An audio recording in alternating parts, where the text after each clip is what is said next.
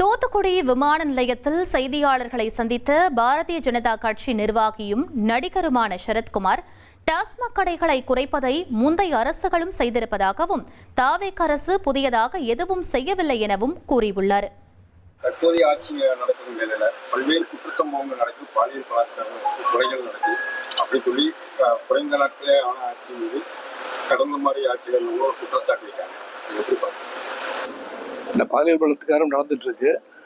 குற்றச்சாட்டு அந்த குற்ற நடவடிக்கை உடனடியாக எடுத்திருக்காங்க. 2 பேரும் கைது பண்ணியிருக்காங்க. கோயம்புத்தூர் பொறுத்த வரைக்கும் சூலூர்கிட்ட வந்து அந்த பாலியல் வன்கொடுமை இல்லை. ஆனால் இது என்னன்னா, ஒவ்வொரு தடவையும் வந்து இது நடக்கும்போது கடுமையான தண்டனை, அதான் நம்ம சொல்ல மரண தண்டனை விதிக்கணும்னு சொல்லி தான் ஒவ்வொரு தடவையும் நம்ம கேட்டிருக்கோம். அது கடுமைப்படுத்தப்பட்டாலும் மட்டும்தான் அந்த தண்டனைகள் வந்து உறுதிப்படுத்தப்பட்டு அவங்களுக்கு வந்து இந்த மாதிரி தூக்கு தண்டனை கொடுத்தாதான் இந்த மாதிரி செயலிருந்து யாரும் ஈடுபடுறதுக்கான எண்ணமும் வராது நான் நினைக்கிறேன். அது வந்து அரசு முடிவெடுத்தால் சிறப்பாக நினைக்கிறேன். இப்போது இந்த அரசு மதுபான கடைகளை வந்து குறைச்சிட்டாங்க. முழுமையான மதுவிலக்கு வேணுங்கிறது, அதாவது புரட்சித் தலைவர் அம்மா அவர்கள் இருந்தபோது அவங்க வந்த உடனே 500 கடைகள் மூடினாங்க. அதுக்கப்புறம் எடப்பாடி பழனிசாமி அவர்கள் வந்து 500 கடையை மூடினாங்க. அதுக்கப்புறம் நேஷனல் ஹைவேஸ் இடத்துல வந்து நெடுஞ்சாலையில் இருக்கிற 3000 கடைகளை வந்து மே மாதம் மூடுறேன்னு சொல்லி அதுக்கப்புறம் ஒரு ஜூனுக்குள்ளே அதை மூடினாங்க. அதுக்கப்புறம் ஸ்டாலின் அவர்கள் ஆட்சியில் ஒரு 500 கடை மூடினாங்க.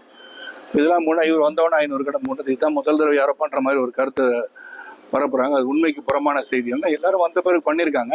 ஆனால் இவங்க வந்து முழுமையாக அதை பண்ணிடலாம், டாஸ்மாக் கடைகள்லாம் மூடலாம் அப்படின்னு சொல்லி அந்த முடிவு எடுத்து கம்ப்ளீட்டாக தமிழகத்தில் வந்து இனிமேல் டாஸ்மாக் கடைகள் இருக்காதுன்னு சொன்னால் அது சிறந்த முடிவாக நான் நினைக்கிறேன். பெட்ரோல் டீசல் தொடர்ச்சியாக கூட்டிட்டு இது வந்து தவிர்க்க முடியாத ஒன்று. ஏற்கனவே பல நாடுகள் வந்து இதை பற்றி பேசியிருக்காங்க. ஏன்னா ஹோர்மோஸ் நீர்நிலையில் வந்து கப்பல் போக்குவரத்து வந்து குறைக்கப்பட்டு அது நடக்காத சூழல் வந்து இப்போ வந்து பேரோட விலை ஏறிக்கிட்டே இருக்குது. அப்படி இருக்கும்போது அதை வந்து எந்த இடத்தையும் வந்து இவங்க வந்து ரொம்ப நாளாக கட்டுப்படுத்தி தான் வச்சுருந்தாங்க.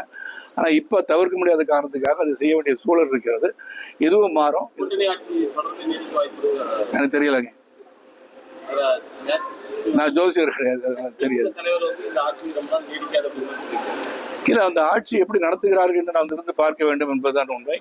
ஏன்னா பெருந்தலைவர்கள் திராவிட முன்னேற்ற கழகம் வெற்றி பெற்ற உடனேயே 6 மாத காலம் பார்ப்போம், அவர்களுக்கு வாய்ப்பை தந்து அவர்கள் வந்து இந்த நிர்வாகத்தை பற்றி தெரிந்து கொண்ட பிறகு அவர்கள் நான் குற்றச்சாட்டுகளோ இல்லை அவர்கள் வரவேற்பதை பற்றி நான் பேசுவோம்னு சொல்லியிருந்தாங்க. அதே தான் அன்பு சகோதரர் ஸ்டாலின் அவர்களும் சொல்லியிருக்காங்க. அதனால் உடனே அவங்க பேசும்போது இப்போ அண்மையில் வந்து பார்க்கும்போது இதெல்லாம் பார்க்கும்போது கொஞ்சம் வருத்தமாக இருந்தது.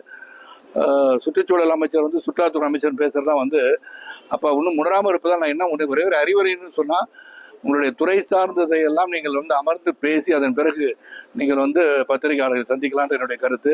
ஏன்னா எந்தெந்த துறையில் இருக்கீங்க, அந்த துறையில் என்ன இருக்குது, என்ன உங்களுடைய அதிகாரம் என்ன செய்ய வேண்டும் என்பதை உணர்ந்த பிறகு நாம் பேசினால் சிறப்பாக இருக்குன்னு நான் கருத்தை மட்டும் சொல்கிறேன். 1,28,00,000 மனங்களை வென்ற தந்தி டிவி யூடியூப் சேனல். தவிர்க்க முடியாத தம்ப்நெயில், கலக்கலான கான்டென்ட்ஸ். நீங்களும் இந்த குடும்பத்தில் இணைய இப்பவே சப்ஸ்கிரைப் பண்ணுங்க. அசுரபலம் கொண்ட எங்கள் டிஜிட்டல் கரங்களில் உங்கள் விளம்பரங்களை சேர்க்க வாட்ஸ்அப் பண்ணுங்க. 8939888378.